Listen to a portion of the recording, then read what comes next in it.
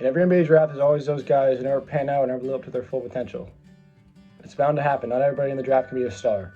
In today's video, we're going to be counting down the 5 most disappointing players in the last 5 draft classes. I'm going to be picking one player from the 2015 class all the way to the 2019 class. I'm calling these guys disappointing players because they're not busts yet. You know, most of them are, I think all of them are at least under 25, so they can still turn around their careers. So let's hop into it. Don't forget to like and subscribe. The first guy we're going to be talking about is Jahlil Okafor. The 2015 NBA draft, the 76ers picked him with the 3rd pick. In this season, Philly was absolutely terrible. They went 18-64. Jahlil Okafor was looking like one of the best big men in the draft, obviously behind Towns, but he was seen as a great post presence, and he had an NBA-ready body. He was 6'11" and weighed 270 pounds. He was really good in college, too. He scored 17 a game on 66% field goal shooting and 8.5 rebounds a game. He had a great post game, but the problem was he couldn't really expand his range outside of the paint, and he had very big conditioning problems, and he was kind of lazy on defense. He did end up having a really good rookie season with the Sixers. In his first year in the league, he averaged 17 points on 50% from the field and about 7 rebounds a game.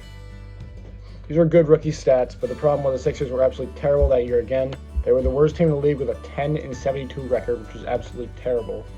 They were kind of empty stats. He was like the main guy on the team, and it wasn't a very good fit, obviously. He was just lazy on defense and couldn't expand his range. He was kind of playing in the wrong era, maybe in like the 80s or 90s. When playing the post was more common, he would have been better, but in today's NBA, he was just not a very valuable player. So, I don't know, the next couple seasons, he was bouncing around from the Pelicans to the Nets. Now he's in Detroit, getting like no minutes a game. I think it's safe to say this guy's a bust. He could be out of the league by next season. The next story we're talking about is Dragan Bender. Dragan Bender was picked 4th in the 2016 NBA draft by the Phoenix Suns. From the start, people thought this was a very high pick for Dragan Bender. He was a power forward, he had pretty good size. He was 7 foot, which is really tall for a power forward. He was 220, which is decent size for him. He could run the floor really well, and he could shoot the ball really well, which is pretty rare for a power forward. He looked like he would fit in the league really well. He was also just 18 years old. However, Dragan Bender did not pan out at all. In the NBA, he did not play well at all. In his rookie year, he averaged about 3 points a game. And he was not very efficient either. He shot 28% from 3 and 35% from the field as a 7-footer. Next year, he went up to 6 points a game, but the efficiency didn't get any better. He shot 37% from 3, which wasn't bad. But unfortunately, he just did not get any better. He averaged like 5 points, 6 points, 3 points. He was bouncing around from team to team. He went to the Bucks, then the Warriors, and this year he's not even on a team. So I think it's safe to say this guy's a bust too. It's a very high pick for him. He's still 23. Maybe he turns it around, but it's not looking like it. And I think he might be out of the league for good. Next guy we're going to be talking about is Dennis Smith Jr. In the 2017 NBA draft, the Mavericks took him with the 9th pick. Coming out of college, looking like the best athlete in the draft. He was super explosive, had a crazy vertical. He was really quick. He had it going for him, you know. In college, he was doing his thing. He averaged 18 a game, about 5 rebounds and 6 assists, shooting 45% from the field and 36 from 3. You know, shooting was one of his weaknesses, but he could shoot if he needed to, and that could be worked on in the NBA, so he was looking like a really good prospect. In his rookie season, he was looking really good for the Mavericks. He averaged about 15 points a game and 5 assists. He was kind of the man on this team. You know, they didn't draft Luka yet, so he kind of had the ball in his hands for the majority of the time. He only shot 40% from the field, but he was a rookie. He was looking good so far. That could be improved. His jumper wasn't looking great, though, 31% from 3, but again, that could be improved. Fortunately, the next year, they flipped him for Porzingis to the Knicks, and he just, I don't know, at the Knicks, he averaged about 15 a game. He was looking okay, and then for some reason, just something happened. The Knicks stopped playing him. He stopped putting up numbers. I don't really know what happened to him. He was looking like he'd be a really good point guard in the coming years. He was in the dunk contest. I don't know, it's just kind of sad to see. I'm not going to say he's a bust yet, because again, he's only like 23 years old right now. So he can still turn it around. Currently, he's played 3 games for the Knicks, averaging 3 points a game, averaging 9 minutes a game. So I don't know.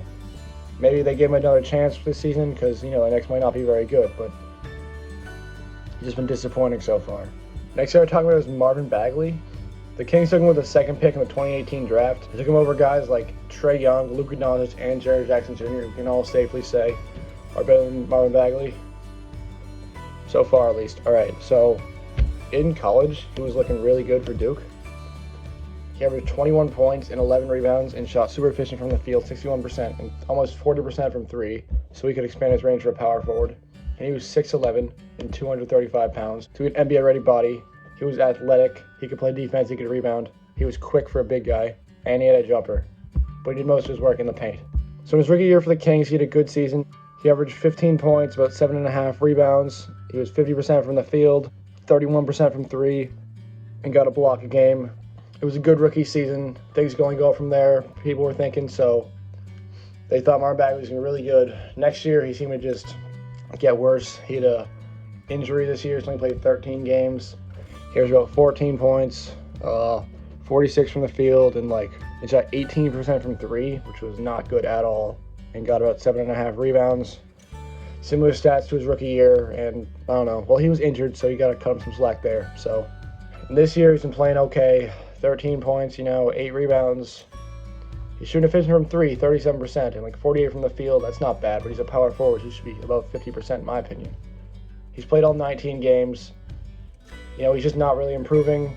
He's just disappointing so far. Again, he's not a bust. I don't think he'll be out of the league anytime soon. He's a valuable power forward, but, he's not what people thought he was in college. He was compared to Chris Bosh or Amari Stoudemire. So far, he's not looking like that, but, he's still only 21. He's got time. He's got plenty more years to prove himself. I think he's still got a good place in this league. He could still improve. I don't know if he'll be an all-star, but he'll definitely have a solid NBA career. Last guy we're talking about in this video is Jarrett Culver. So the Timberwolves traded up to the 6th pick from the 11th pick to take him. At the time, people thought this was really high for Jarrett Culver.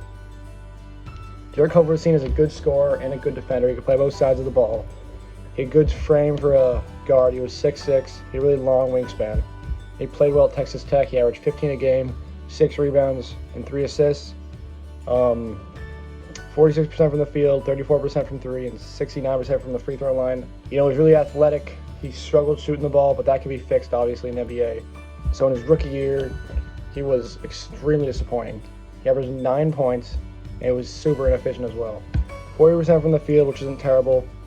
29% from three, which is not great. And the worst part of all, 46% from the free throw line. That has to be some sort of record for being that bad. He played in 63 games, started 35 of them, and got 24 minutes a night, so he had his chances, just extremely disappointing. This year he's been a little better. He's 8 points a game in less time. He's shooting more efficient, 46% from the field, and he's shooting 26% from three, which went down. His free throws up to 60%, which still is not good, but at least he's improving. But he definitely has been very disappointing so far. I mean, I thought it was a high pick to begin with because there's already much better dudes on the board, like Kobe White was on the board, Hachimura, Cam Reddish, even Tyler Hero was on the board. I don't know. I think he went super high. I think he should have gone maybe in the teens, like 13 to 16 or something like that.